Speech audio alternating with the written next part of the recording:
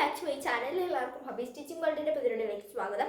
അപ്പോൾ ഇന്നത്തെ വീഡിയോ എന്ന് പറയുന്നത് നമ്മൾ ദ എയ്റോപ്ലെയിൻ എന്ന് പറയുന്ന 6th ചാപ്റ്ററാണ് ചെയ്യാൻ വേണ്ടിയിട്ട് പോകുന്നത്. അപ്പോൾ നമ്മൾ നീണ്ട കാലത്തിന് ശേഷം പിന്നെയും ക്ലാസ്സുകളായിട്ട് വന്നിട്ടുണ്ട്. അപ്പോൾ നിങ്ങൾ കാണുമെന്ന വിശ്വാസത്തോടെയാണ് നമ്മൾ വന്നിട്ടുള്ളത്. ഓക്കെ, അപ്പം ഇവിടെ ഒരു കോട്ട് തന്നിട്ടുണ്ട്. Have you ever travelled on an aeroplane? നിങ്ങൾ എപ്പോഴെങ്കിലും ഒരു എയ്റോപ്ലെയിനിൽ ട്രാവൽ ചെയ്തിട്ടുണ്ടോ?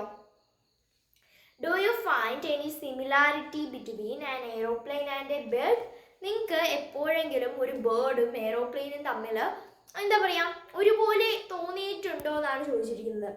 Let us read the poem. നമുക്കിനി ആ ഒരു പോം വായിക്കാം. The aeroplane. Look at the aeroplane up in the sky. Seems like a giant lark soaring on high. എന്ന് വെച്ച് കഴിഞ്ഞാൽ ലുക്ക് അറ്റ് ദ എയ്റോപ്ലെയിൻ. ആ എയ്റോപ്ലെയിൻ നോക്കൂ. Up in the sky. Up in the sky എന്ന് വെച്ച് കഴിഞ്ഞാൽ ആ ആകാശത്തിന് മുകളിലൂടെ പറക്കുന്ന ആ എയ്റോപ്ലെയിനെ നോക്കൂ. Seems like A giant Lark. Lark എന്ന് വെച്ച് കഴിഞ്ഞാൽ ജൈന്റ് വലുത്. ലാർക്ക് എന്ന് വെച്ച് കഴിഞ്ഞാൽ ഒരു പക്ഷി. വാനമ്പാടി എന്നാണ് റിയൽ മീനിങ് വരുന്നത്. അല്ലെങ്കിൽ നമുക്ക് റിയൽ ആയിട്ട് ലാർക്കിന്റെ മീനിങ് തമാശ എന്നുള്ളതാണ്. അപ്പോൾ ഇവിടെ ലാർക്ക് കൊണ്ട് ഉദ്ദേശിച്ചിരിക്കുന്നത് പക്ഷി എന്നതാണ്. അപ്പൊ ജൈന്റ് ലാർക്ക് എന്ന് വെച്ച് കഴിഞ്ഞാൽ ഒരു വലിയ പക്ഷിയെ പോലെ. Soaring on high.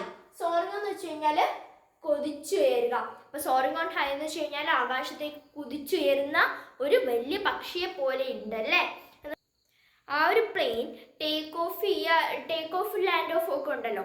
അപ്പൊ അതിൻ്റെ അകത്ത് നിന്ന് അങ്ങനെ ഉയരുകയാണ്, ആകാശത്തോട്ട് ഉയരുന്നതാണ് പറയുന്നത്. See on its outspread wing flashes the light. There sits the pilot brave guiding its flight. എന്ന് വെച്ച് കഴിഞ്ഞാൽ see on its outspread wing എന്ന് വെച്ച് കഴിഞ്ഞാൽ വിങ് മീൻസ് ചിറക്. അതിൻ്റെ ആ ഒരു ചിറകുകൾ കണ്ടോ എന്നാണ് ചോദിക്കുന്നത്. അതിൻ്റെ ആ ഒരു ചിറകുകൾ കണ്ടോ. പിന്നെ എന്താണ് ഫ്ലാഷസ് ദ ലൈറ്റ്. ഓക്കെ, രാത്രിയിൽ നിങ്ങൾ ആകാശത്ത് പ്ലെയിൻ്റെ ശബ്ദം കേട്ട് ആകാശത്തോട്ട് ഇറങ്ങി നോക്കുകയാണെങ്കിൽ നിങ്ങൾക്ക് നല്ല വ്യക്തമായിട്ട് കാണാൻ പറ്റും. പച്ച, നീല, ചുവപ്പ്, മഞ്ഞ അങ്ങനെ കളർ ബൾബുകളൊക്കെ ഇങ്ങനെ മിന്നി മിന്നുന്ന് കത്തുന്നത് നിങ്ങൾക്ക് കാണാൻ പറ്റും. അതുപോലെ തന്നെ എന്താണ് അവിടെയാണ് ആ ഒരു പൈലറ്റ് വളരെ ധൈര്യത്തോടെ ഇരുന്ന് അദ്ദേഹത്തിൻ്റെ ആ ഒരു ഫ്ലൈറ്റ് നിയന്ത്രിക്കുന്നത് എന്ന് പറയാണ്. ഹാർക്ക് what a whirring song comes from its throat, purr of the engine, it's only not. എന്ന് വെച്ച് കഴിഞ്ഞാൽ അപ്പം ആ ഹാർക്ക് എന്ന് വെച്ച് കഴിഞ്ഞാൽ ലിസൺ എന്നാണ് കേട്ടോ അർത്ഥം. എഴുതിയെടുത്തോളാം ലിസൺ. ഇതിൻ്റെ അകത്ത് എഴുതിയിട്ടില്ല, അതുകൊണ്ടാണ് പറഞ്ഞത്. അപ്പം എന്താണ് ആകെ നമുക്ക് അതിൻ്റെ അകത്തോട്ട് നോട്ട് ചെയ്യാൻ പറ്റുന്നതായിട്ടുള്ളൊരു കാര്യം എന്ന് പറയുന്നത് ആ ഒരു സൗണ്ടാണ്. ആ ഒരു ഇങ്ങനെ പ്ലെയിൻ കിടക്കുമ്പോൾ ഒരു അങ്ങനെ ഒരു ശബ്ദം കാണൂലേ, കൊതുക് മുള്ള പോലെ. അതുപോലെ ഉള്ളൊരു ശബ്ദം മാത്രമേ നമുക്ക് നോട്ട് ചെയ്യാൻ വേണ്ടിയിട്ട് പറ്റുള്ളൂ, അതായത് കേൾക്കാനും ശ്രദ്ധിക്കാനും വേണ്ടിയിട്ട് കഴിയുള്ളൂ. Now high and higher yet upward it goes till but a tiny speck against heaven it shows. എന്ന് വെച്ച് കഴിഞ്ഞാൽ എന്താണ്? ഓക്കെ, അതായത് നമ്മളിങ്ങനെ അതിങ്ങനെ പറന്നു പോകുമ്പോൾ ഉയരത്തിലേക്ക് എത്തുമ്പോൾ നമുക്ക് ഇപ്പോൾ ഭൂമിയിൽ നിന്നിട്ട് ആകാശത്തോട്ട് നോക്കുമ്പോൾ സൂര്യൻ എത്ര ഉണ്ടാവും? ഇത്ര.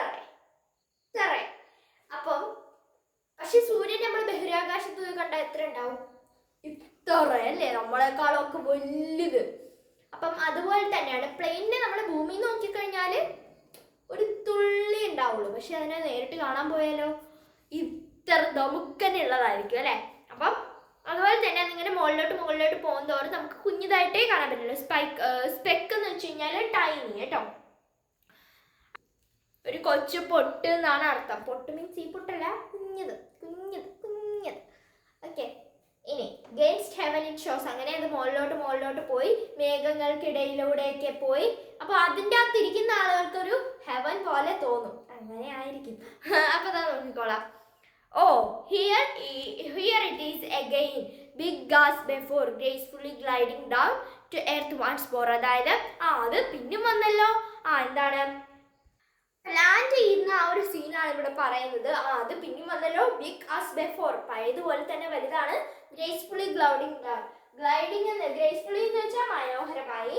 ഗ്ലൈഡിംഗ് ഡൗൺ എന്ന് വെച്ച് കഴിഞ്ഞാൽ മൂവിങ് സ്മൂത്ത്ലി, അഥവാ നിങ്ങൾ പതുക്കെ ഇങ്ങനെ ഇറങ്ങാണ് വളരെ മനോഹരമായി. ടു എർത്ത് വൺസ് മോർ, ഭൂമിയിലേക്ക് ഒരു പ്രാവശ്യം കൂടി. അപ്പം ഈ ഒരു കവിത ഇത്രേ ഉള്ളൂ, ഒരു സിമ്പിൾ കവിതയാണ്. ഇത് ടേക്ക് ഓഫ് ചെയ്യുന്നത്, പ്ലെയിൻ ടേക്ക് ഓഫ് ചെയ്യുന്നത്, അത് ആകാശത്ത് കൂടെ പോകുന്നത്, അത് ലാൻഡ് ചെയ്യുന്നത്, ഇത്രയേ ഉള്ളൂ ഇതിൻ്റെ അകത്ത്. അപ്പം ഓദറിനെ പറ്റി നോക്കാം. ജീനി ഗർബിയാണ് ഇതിൻ്റെ ഓർഡർ എന്ന് വെച്ച് കഴിഞ്ഞാൽ, ഓദർ എന്ന് വെച്ച് കഴിഞ്ഞാൽ എന്തൊരു പേര് ഇത്, ഈസ് ആൻ അമേരിക്കൻ പോയറ്റ്. ഒരു അമേരിക്കൻ പോയറ്റ് ആണ്. She has written poems about nature and the world of children. എന്താണ്, കുട്ടികളെ പറ്റിയിട്ടും അതുപോലെ തന്നെ നേച്ചർ, പ്രകൃതിയെ പറ്റിയിട്ടുമാണ് അവൾ കവിതകൾ കൂടുതലായിട്ടും എഴുതിയിട്ടുള്ളത്. Her famous poems include I Wonder, The Pigeon Story and Timid Bunnies. അതായത് അവരുടെ ഫേമസ് പോംസ് ആണ് ഇവിടെ പറയുന്നത്. എന്താണ്, I wonder, the pigeon story and timid bunnies എന്ന അത്രയുമാണ് അവരുടെ ഒരു എന്താ പറയുക ഫേമസ് സ്റ്റോറീസ്. അപ്പം നോക്കിയോ, നാളെ എല്ലാവർക്കും സ്കൂളൊക്കെ തുറക്കുമല്ലേ, എല്ലാവരും നന്നായിട്ട് പഠിച്ച് ക്രിസ്മസ് പരീക്ഷയ്ക്ക് എഴുതാം.